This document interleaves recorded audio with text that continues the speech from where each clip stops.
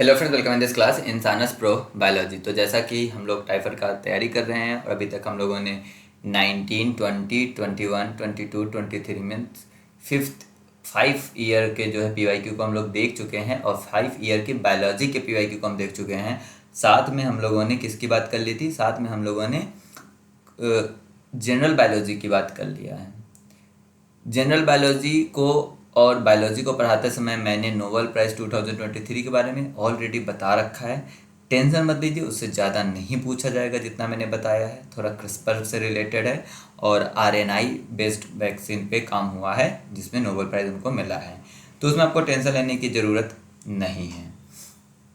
आज से थोड़ा बहुत हम लोग अब हमने आपको इतना मटेरियल दे रखा है कि आप टाइफर क्वालिफाई कर सकते हो बिना किसी प्रॉब्लम के।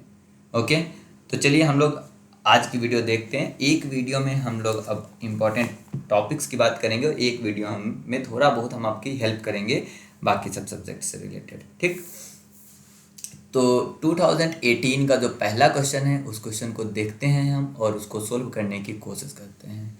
यहाँ पे पूछा which one of the following, ध्यान रखिएगा क्या पूछा, changes will not alter the sequence of encoded protein. चलिए हम पहले समझ लेते हैं थोड़ा कि क्या होता है ये। अगर हम बॉडी की बात करें, यूकैरियोटिक सेल की बात करें या प्रोकैरियोटिक सेल की बात करें, तो हम यूकैरियोटिक सेल की बात करते हैं। ठीक, यूकैरियोटिक सेल में आपके पास क्या होता है? डीएनए होता है। इसे हम क्या लिखेंगे? डीएनए। ये डीएनए क्या होता है? इस डीएनए से आपका कुछ इस प्रकार से ये ओपन होगा और ओपन होके इस डीएनए में कुछ इस तरह से एक और बनेगा, दैट इज कॉल्ड एमआरएनए। ये काम कहाँ हो रहा है? न्यूक्लियस के अंदर। एमआरएनए भी न्यूक्लियस के अंदर बना। डीएनए से एमआरएनए का फॉर्मेशन जो है इसे हम बोलते हैं ट्रांसक्रिप्शन। एमआरएनए बनने के बाद 5 प्राइम पे कैप लगेगा, 3 प्राइम पे पॉली ए टेल बनेगा जिससे इसका डिग्रेडेशन रुक जाए और दूसरा क्या हो जाए, इसकी स्टेबिलिटी बढ़ जाए और तीसरा इसका ट्रांसपोर्ट में हेल्प हो जाए। कहाँ ट्रांसपोर्ट करना है?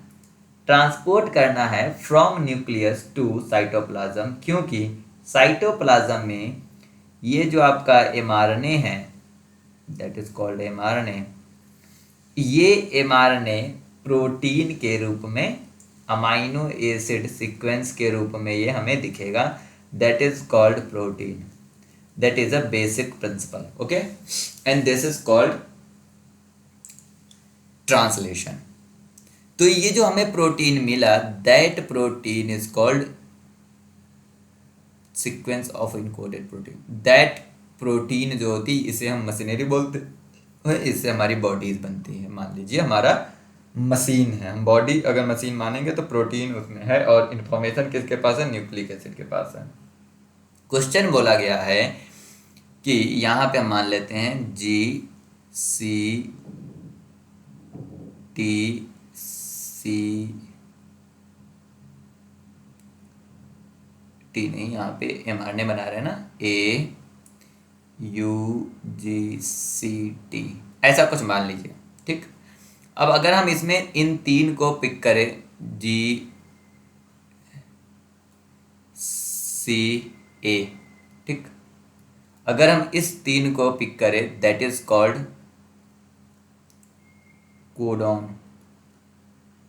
मीन्स तीन न्यूक्लियोटाइड का जो है, जो तीन न्यूक्लियोटाइड होती है जो इस एक पर्टिकुलर अमाइनो एसिड को कोड करेगी, दैट जो है वो उसे बोलेंगे कोडॉन। ठीक, इसके ऊपर अगर हम बनाए जी की जगह सी, ये हो गया जी, ये हो गया ए है तो टी, टी नहीं होगा तो यू, यू। ये कहाँ पे होगा? That is found in the tRNA and इसे बोलेंगे हम एंटी कोडॉन। ठीक है, कोडॉन एंटी कोडॉन समझ में आ गया होगा। अब थोड़ा हम इसको और देखते हैं। क्वेश्चन में बोला गया है if alter the sequence of encoded protein, नहीं, फॉलोइंग चेंज विल नॉट, इसमें से क्या हम कुछ करें जिससे कि हमारा इनकोडेड प्रोटीन अल्टर ना हो, ठीक, ये हमें पूछा गया है। अब हम इसको समझते हैं कि ये जीन ऑप्टिमाइजेशन क्या है, जो कोडॉन ऑप्टिमाइजेशन क्या है। देखो, कोडॉन ऑप्टिमाइजेशन एक पर्टिकुलर कोडॉन होता है जो हम किसी एक ऑर्गेनिज्म में एक पर्टिकुलर अमाइनो एसिड को ही कोड करता है। फॉर एग्जांपल, आप मान के चलिए कोई एक अमाइनो एसिड है A1, यह A1 किसी ऑर्गेनिज्म में GAC से ही कोड होता है।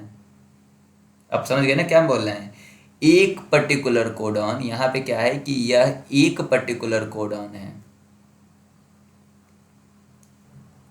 और यह कोडॉन यही एक अमाइनो एसिड को कोड करता है और यह एक स्पेसिफिक ऑर्गेनिज्म में पाया जाता है। तो एक one particular codon will be used by a specific organism to code for the particular amino acid. और कोडॉन ऑप्टिमाइजेशन जो होती है वो इनकोडेड प्रोटीन को चेंज नहीं करती है। याद रखिएगा, कोडॉन ऑप्टिमाइजेशन जो है ये जो प्रोसेस है, इस प्रोसेस से आपका अमाइनो एसिड सीक्वेंस चेंज नहीं होगा। क्यों नहीं होगा? क्योंकि यह एक स्पेसिफिक ऑर्गेनिज्म में एक स्पेसिफिक कोडॉन होती है जो कि स्पेसिफिक अमाइनो एसिड डिकोड करती है। तो मतलब इसमें चेंज करने से ऐसा नहीं है कि इनकोडेड प्रोटीन चेंज हो जाए, sequence of the protein change हो जाए, क्योंकि अमाइनो एसिड कोड ही नहीं होगा तो चेंज नहीं होगा। अगर आप ठीक जीन मिथाइलेशन की बात करेंगे, जीन मिथाइलेशन जो है यहाँ पे जो बात हो रही है जीन मिथाइलेशन की, जीन मिथाइलेशन मिथाइल ग्रुप को ऐड करती है और मिथाइल ग्रुप को ऐड करके जीन को साइलेंट करती है या ओवर एक्सप्रेस करती है। मतलब यूक्रोमेटिन से हेट्रोक्रोमेटिन, हेट्रोक्रोमेटिन से यूक्रोमेटिन बनाती है। That is also not alter the amino acid sequence. Okay, synonyms mutation जो है इसका क्या होता है ये भी समझ लीजिए। सिनोनिम्स म्यूटेशंस वो म्यूटेशंस होते हैं जो सिनोनिम्स म्यूटेशन क्या होते हैं? सिनोनिम्स म्यूटेशन वो म्यूटेशन होते हैं जो सेम अमाइनो एसिड कोड करती हैं। समझ में? अगर नहीं समझ आया तो मैं आपको बताता हूँ। मान लीजिए आपने एक कोई कोडॉन लिया जो कि है GCA और एक और कोडॉन लिया जो कि है GCUC मान लीजिए, ठीक, थर्ड पोजीशन में मैंने चेंज किया। That is a hypothetical example, याद रखिएगा। मैं टाइफर के में आपको बता दूं कि टाइफर जो होता है वो बेसिक कंसेप्ट ज़्यादा पूछता है, मेमोरी बेस कम पूछता है, इसलिए मैं आपको बेसिक कंसेप्ट हाइपोथेटिकल एग्जांपल के साथ समझाना चाहता हूँ जिससे कि आपको रटना ना पड़े कोई भी। ये थर्ड पोजीशन पे जो है हमने चेंज करा, बट मैं ये बोल रहा हूँ कि GCA जो है एक अमाइनो एसिड मिहिर कोड कर रही है और ये जो GCC है यह भी एक अमाइनो एसिड कोड कर रही है जो कि मिहिर है, ठीक। अब इन दोनों कंडीशन में अमाइनो एसिड सेम है, सेम अमाइनो एसिड है, सेम अमाइनो एसिड है। तो यहाँ पे जो ये म्यूटेशन हुआ A से C, this type of the mutation is called synonymous. Means ऐसा म्यूटेशन जिसमें अमाइनो एसिड सेम कोड हो उसे हम सिनोनिमस म्यूटेशन कहते हैं। तो सिनोनिमस म्यूटेशन से भी अमाइनो एसिड के सीक्वेंस बदल नहीं रही है। मतलब यहाँ पे जितने भी ऑप्शन दे रखे हैं उसमें से किसी से भी आपका अमाइनो एसिड का सीक्वेंस नहीं बदल रहा है अगर हम उसमें चेंज करें तो।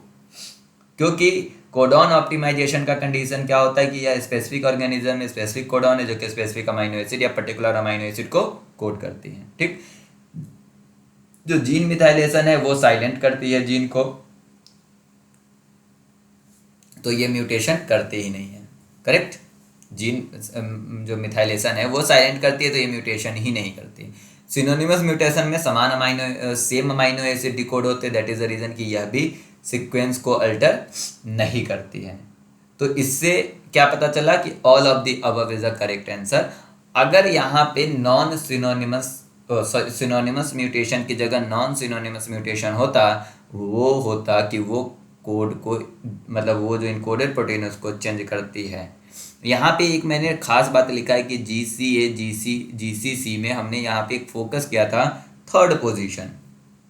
थर्ड पोजीशन को हम वॉवेल पोजीशन बोलते हैं, और थर्ड पोजीशन पे अगर हम अमाइनो एसिड न्यूक्लियोटाइड चेंज करते हैं तो मोस्ट प्रोबेबली वह सेम अमाइनो एसिड को कोड करती है। ठीक है, ये आपके लिए एक मतलब स्पेसिफिक इंफॉर्मेशन था। चलिए इस क्वेश्चन को देखते हैं, भी क्वेश्चन काफी इजी क्वेश्चन है।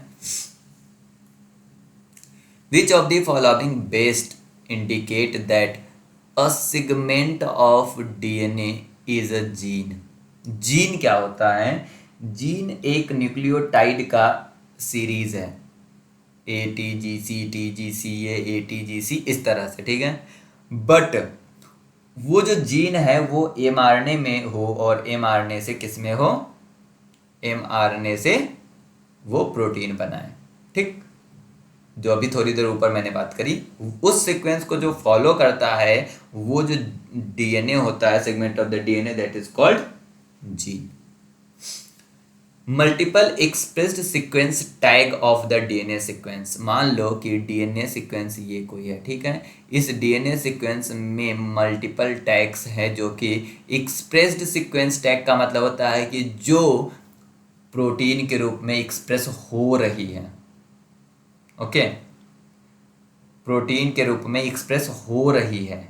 डीएनए का वो सीक्वेंस जो हमें अपने एक्सप्रेशन को दिखा रही है, प्रोटीन मतलब बना रही है, that is called expressed sequence tags, ठीक।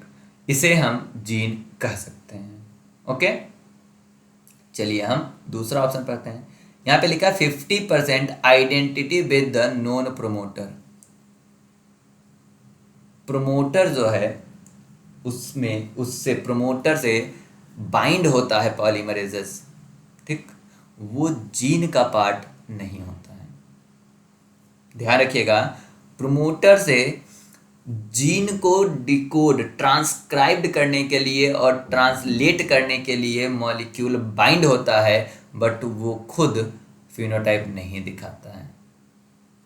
The DNA sequence is able to form a hairpin loop.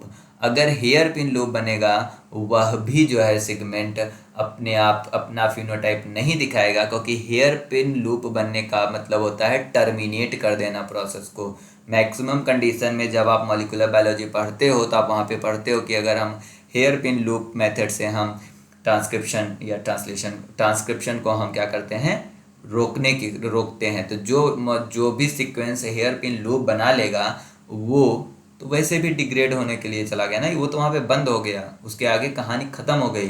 तो उससे पहले वाला जो है वो जीन बनाएगा, वो सीक्वेंस बनाएगा, दैट इज द रीजन कि that is also not the correct. Multiple short repeats जो है ये पर्टिकुलर चीज़ में हमारे आइडेंटिटी के लिए हम लोग यूज़ कर सकते हैं, but not we will not called us gene. अगर बेस्ट एग्जाम्पल आपसे जीन में पूछा गया तो first is the correct answer. The multiple express sequence tag जो होती है ये जीन होती है, क्योंकि प्रोमोटर, हेयर पिन लूप और मल्टीपल शॉर्ट रिपीट्स ये तीनों के तीनों कोई भी फिनोटाइप नहीं दिखाते हैं, मतलब वो प्रोटीन नहीं बनाते हैं। कोडिंग सीक्वेंस का जो कोडिंग सीक्वेंस होती है उसे हम ETS indicate the segment of the DNA. तो ये बात याद रखिएगा, ETS में साफ साफ लिखा है एक्सप्रेस्ड सीक्वेंस टैग, मतलब इसका mRNA बनेगा, mRNA से क्या बनेगा, प्रोटीन बनेगा। दो क्वेश्चन एक ही जैसे थे, तो इसमें आपको कोई कंफ्यूजन होना ही नहीं चाहिए था। ये क्वेश्चन डेफिनेटली थोड़ा मेमोरी बेस है। इन्होंने पूछा है कि नॉट अ ओंको वायरस, यहाँ पे ओंको वायरस के बारे में बताया। अगर आपको पता होगा तो पता होगा, नहीं पता होगा तो नहीं पता होगा, लेकिन ये क्वेश्चन का जो ऑप्शन है उसको देख के आप आंसर बता सकते हो। कैसे, मैं बताता हूँ। जब कभी आप मतलब आप डेफिनेटली पीएचडी या इंटीग्रेटेड पीएचडी के लिए अप्लाई किए होंगे, और पीएचडी इंटीग्रेटेड पीएचडी के लिए करते हो तो आपको पता है कि डेंगू जो है, डेंगी जिसको बोलते हैं, डेंगी फ्रिक्वेंटली आप सुनते होंगे कि किसी न किसी को हो रहा है जिसमें प्लेटलेट्स की संख्या कम हो रही है, ठीक है। बट आपने ये नहीं सुना होगा कि oh that person suffer from the cancer due to they are infected with the dengue. तो डेंगी वायरस एक ऐसा वायरस है जो कैंसर के लिए नहीं जाना जाता है। कैंसर का और डेंगू वायरस का कोई लेना देना नहीं है आपस में। तो इसमें यही पूछा था, not onco virus. Onco virus का मतलब ही होता है the virus which causes the cancer. Virus which causes the cancer is called onco virus. और डेंगी वायरस जो है उसके लिए, या डेंगू वायरस जो है वो आपका कैंसर नहीं करता है, प्लेटलेट्स को कम करता है पर कैंसर नहीं करता है। But hepatitis B virus, hepatitis C और एप्सन बर वायरस जो होती है, इनके पास प्रोटो ओंकोजीन होती है दैट कॉजेज द कैंसर। इन तीनों के पास क्या होता है? इन तीनों के पास प्रोटो ओंकोजीन होती है, मतलब ओंकोजीन से पहले वाला पार्ट होता है। दैट इज द रीजन कि ये एक्टिव होके फर्दर कैंसर को जनरेट करते हैं। तो आप डेफिनेटली मेमोरी बेस्ड क्वेश्चन था, पर इसका ऑप्शन इतना सिंपल दे रखा था कि आप इसके आंसर को सीधे बता सकते थे। क्वेश्चन नंबर 4 पे चलते हैं। That is also the two nice question, मुझे मजा आ गया क्वेश्चन पढ़ के। बताते क्यों, देखिए। These events contributes to the most in proper folding, ध्यान दीजिएगा क्या लिखा है, proper folding of the polypeptide to its native state in the aqueous solvent. हमें कोई भी चीज़ को एक्वस सॉल्वेंट में डालना है तो हमें प्रॉपर फोल्डिंग दिखानी है। मुझे इसका आंसर मैं देने से पहले मैं आपसे एक क्वेश्चन पूछूंगा, और आंसर भी मैं ही दूंगा क्योंकि हम वीडियो रिकॉर्ड कर रहे हैं।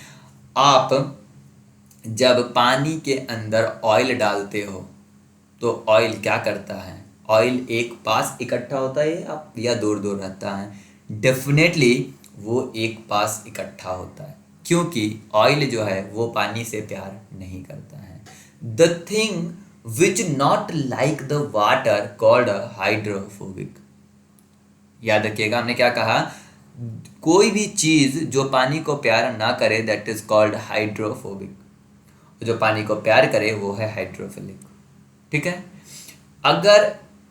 अगर हम प्रोटीन को डालेंगे पानी के अंदर तो कौन सा इवेंट सबसे ज़्यादा उसके प्रॉपर फोल्डिंग में यूज होगा? तो उसको hydrophobic character, hydrophobic nature, hydrophobic amino acid, वो क्या करेंगे? वो वाटर से दूर जाएंगे और उसको प्रॉपर फोल्डिंग प्रोवाइड करेंगे। क्योंकि अगर हाइड्रोफिलिक मॉलिक्यूल को बाहर ले आओगे तो डेफिनेटली वो डिजोल्व होना शुरू हो जाएगा। पहला इसका ऑप्शन है कि loss of hydrogen bonding between the polar amino acid and water. Loss of hydrogen bonding, ये उसके नेटिव स्ट्रक्चर में तो नहीं पहुंचाएगा, ठीक। दूसरा है formation of new intramolecular hydrogen bonding between the polar and amino acid. यह भी जो है उसके फॉर्मेशन के लिए नहीं होता है, और डाइसल्फाइड लिंकेज भी नहीं होता है। एक ही आंसर बचा कि hydrophobic effect which sequesters the non-polar residues away from the water means hydrophobic force जो है, बस आप याद रखिएगा कि प्रोटीन फोल्डिंग के लिए जो सबसे इंपॉर्टेंट फोर्स कौन सा है, वो है आपका हाइड्रोफोबिक इंटरेक्शन या हाइड्रोफोबिक फोर्स। ये इंटरेक्शन जो होती है नॉन पोलर रेसिड्यूज को वाटर से दूर ले जाती है, और इससे क्या होता है कि प्रोटीन अपना नेटिव शेप को है, वो नेटिव स्टेट में नेटिव शेप को अचीव करता है। तो करेक्ट आंसर है इसका हाइड्रोफोबिक इफेक्ट। 5th नंबर पे चलते हैं। In evolutionary history of life identify the most likely order in following entities arose. अगर आपसे इवोल्यूशन की बात करी जाए तो याद रखिएगा कि इवोल्यूशन में सबसे पहले आपने पढ़ा था आरएनए वर्ल्ड। तो आरएनए वर्ल्ड सबसे पहले, मतलब सबसे पहले क्या इवॉल्व हुआ होगा? आरएनए इवॉल्व हुआ होगा। आरएनए जैसे ही इवॉल्व होगा, आरएनए के बाद जो दूसरा प्रोसेस है, जो दूसरा इवोल्यूशन हुआ है, that is a plasma membrane. After the plasma membrane जिसे आप देखो, सबसे पहले हम आरएनए बोलेंगे जो कि एक जेनेटिक मटेरियल के रूप में हुआ यूज।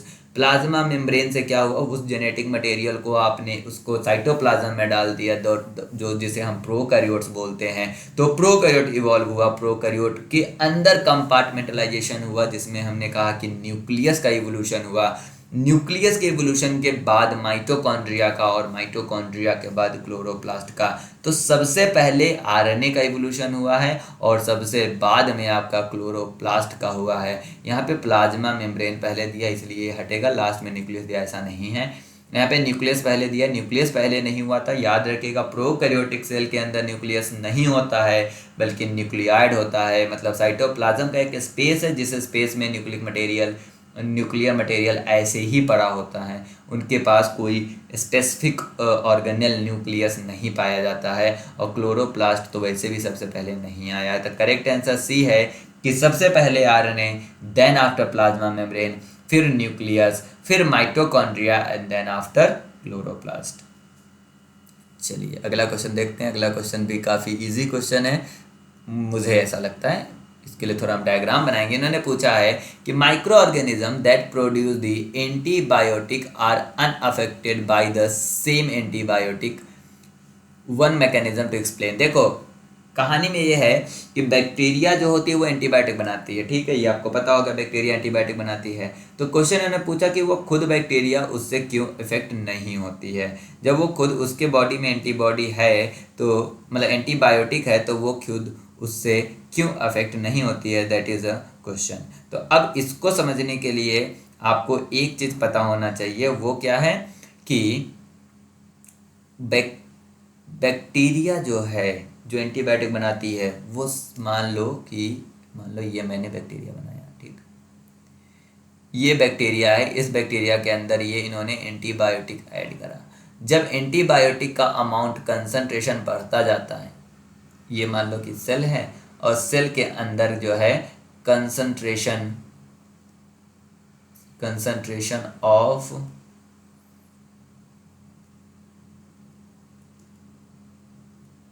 एंटीबायोटिक exceeded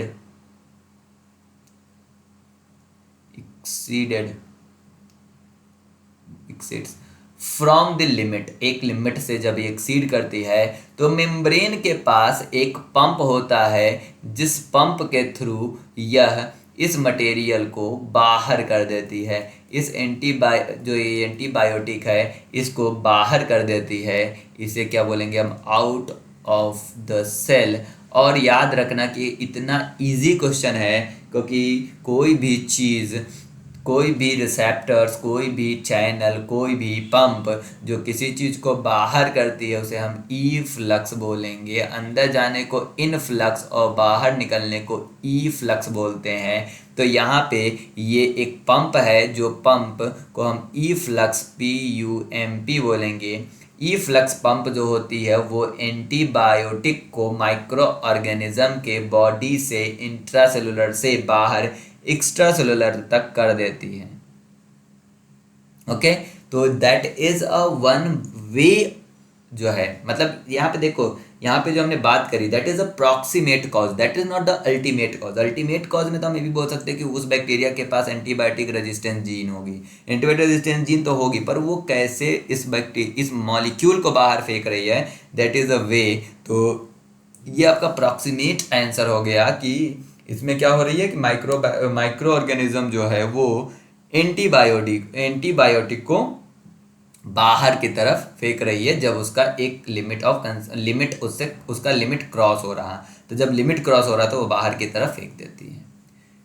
तो इसका आंसर देखते हैं इसमें क्या है कि micro organism export the antibiotic using the efflux pumps as soon as it exceeded a certain intracellular concentration। मतलब एक थ्रेशोल्ड वैल्यू से ऊपर जाने पे माइक्रो ऑर्गेनिज्म जो है वो बाहर फेंक रही है, ठीक।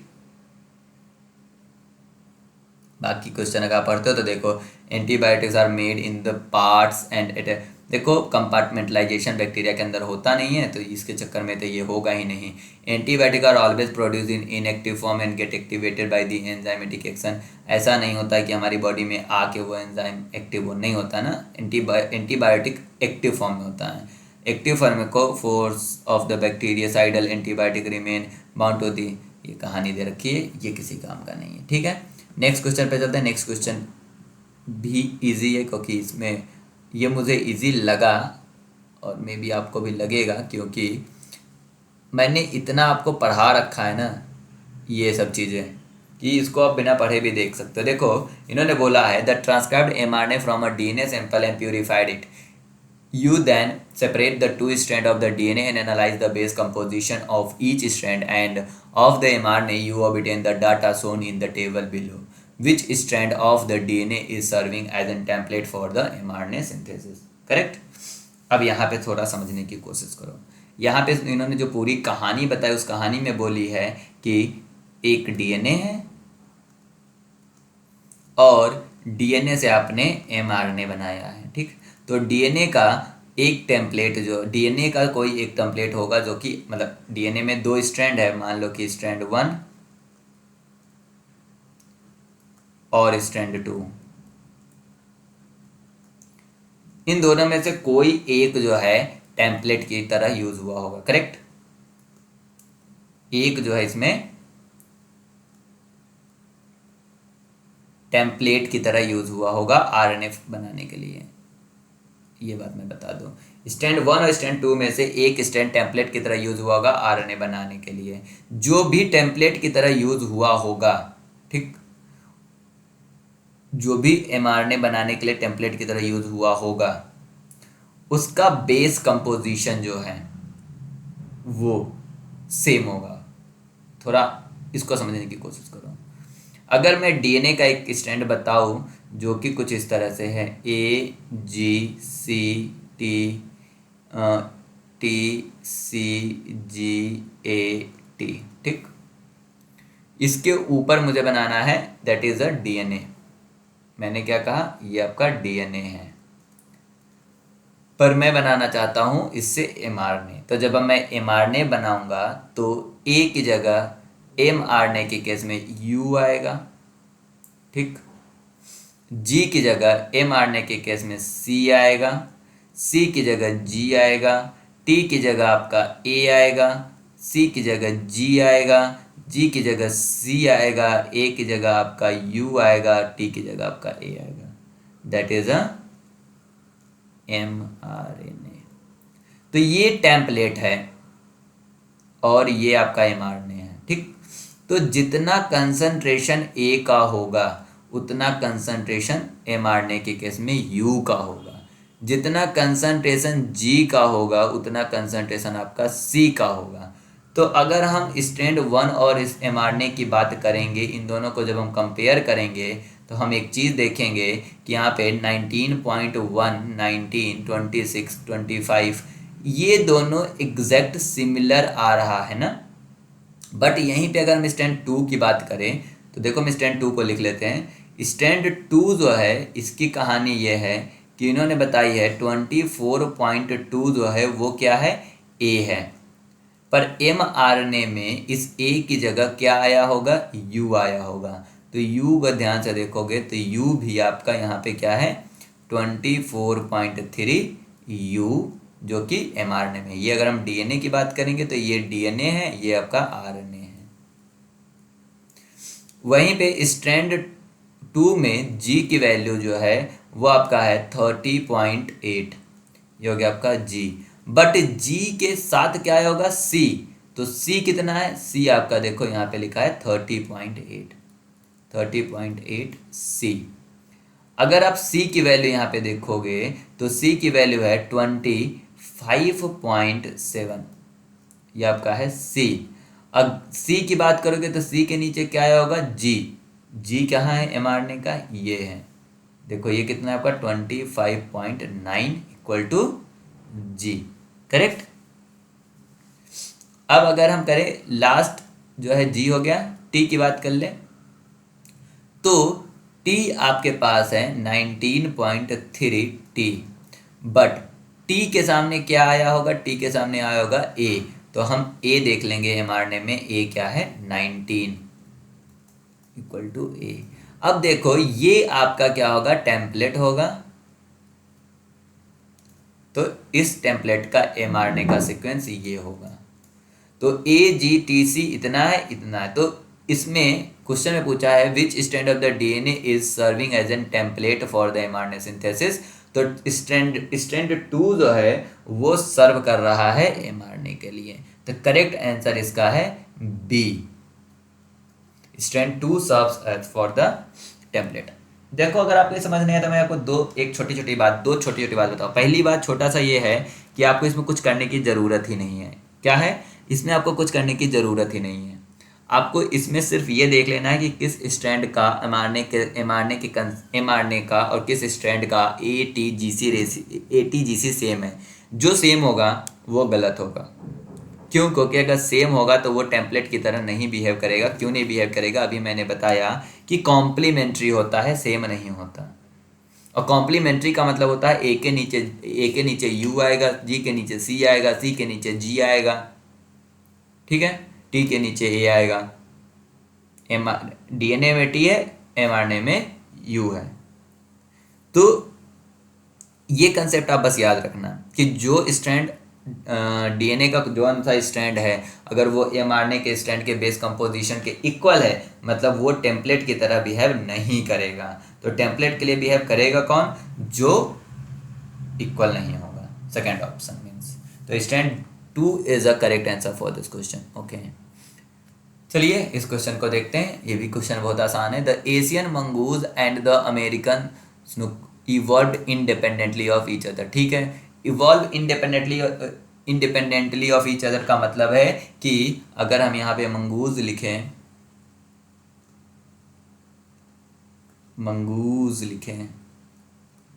और अगर हम यहाँ पे सुंक लिखें,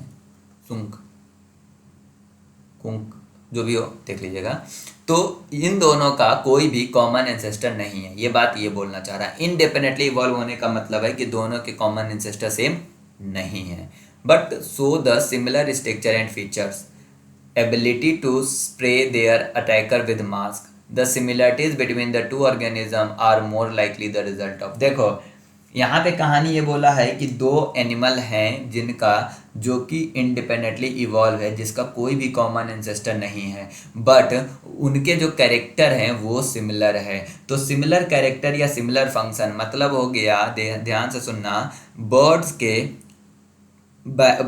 के जो मतलब फेदर्स हैं वो, जो बैट के फेदर्स हैं वो, बर्ड्स और बैट मैमल है, बर्ड्स एब्स हैं, बट दोनों के फेदर्स हैं, और फेदर्स का जो काम है वो उड़ना है, क्योंकि उन दोनों को उड़ने के लिए चाहिए था, एयर में उन्हें रहना था। तो उनका जो है इन्वायरमेंटल सिमिलरिटीज़ के कारण उन दोनों ने एक कैरेक्टर को शो करा जो कि उनका था फेदर, और जो कि यूज़ हो रहा है उड़ने में, बट उनका स्ट्रक्चर मतलब वो इवॉल्व सेपरेटली हुए हैं। तो इस तरह की जो बातें होती है, यहाँ पे आपका कन्वर्जेंट इवोल्यूशन होता है। कन्वर्जेंट इवोल्यूशन का मतलब होता है, देखो दो तरीके का इवोल्यूशन होता है, कन्वर्जेंट और डाइवर्जेंस। अगर हम बोले कि there is a A is a common ancestor and यहाँ पर बना आपका बी, फिर यहाँ पे बना सी, फिर मान लो कि यहाँ से एक बने होगा डी, फिर एक यहाँ से बना ये आपका ई, ऐसे कुछ, या ये कह दो इन सबको हटा के, अगर हम बेसिक रिप्रेजेंटेशन दे, एक बेसिक रिप्रेजेंटेशन की बात करेंगे, तो मान लो कि यहाँ पे कोई ए है और इस ए से बहुत सारे कैरेक्टर डेवलप हो रहे हैं, बट यह ए सेम है, जैसे बी सी डी ई, तो इसे हम बोलते हैं डाइवर्जेंट इवोल्यूशन।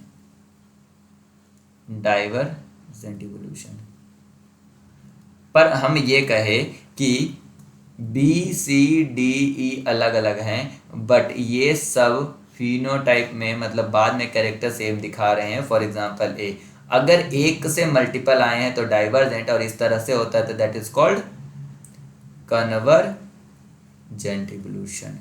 मतलब हमने कहा बी और सी का कोई भी कॉमन एंसेस्टर नहीं है, बट इनका ये जो कैरेक्टर दिखा रहे हैं वो सेम है एक की तरह। मतलब इनका जो बर्ड का जो फेदर है और जो बैट का फेदर है वो दोनों उड़ने के काम आ रहे हैं, that is due to the convergent evolution. तो इसका करेक्ट आंसर है कन्वर्जेंट इवोल्यूशन। पहला दिया है जेनेटिक ड्रिफ्ट। जेनेटिक ड्रिफ्ट मतलब होता है random change in the frequency of allele in the population. ठीक। डाइवर्जेंट इवोल्यूशन मैंने आपको बता दिया। एलोपैट्रिक इवोल्यूशन का मतलब होता है कि यहाँ पे लिखा था स्पेशिएशन, मतलब होता है कि कोई भी मान लो कि इस तरह से कोई आपका एक आइलैंड है, इस आइलैंड का कुछ टुकड़ा, फॉर एग्जांपल ये जो टुकड़ा है ये बाहर चला गया और यहाँ पे जो स्पीसीज थे ये पहले तो यहाँ वाले थे, बट जब ये अलग चले गए तो यहाँ पे इन्होंने एक नया स्पीसीज बना लिया। That type of the speciation is called the allopatric speciation. Okay, तो मे बी आप इंजॉय कर रहे हो वीडियो को। अगर आप इंजॉय कर रहे हो तो वीडियो को लाइक करके चैनल को सब्सक्राइब कर लो और अपने दोस्तों का शेयर करो, जिससे कि मुझे भी थोड़ा मोटिवेशन मिले मल्टीपल वीडियोस बनाने के लिए। मेरा तबीयत ख़राब है, आपको आवाज़ से समझ में आ रहा होगा, बट मैंने आपके लिए वीडियो बनाया है। Thank you for watching this video. Share this video with a friend and बाकी वीडियो जाके चेकआउट करो।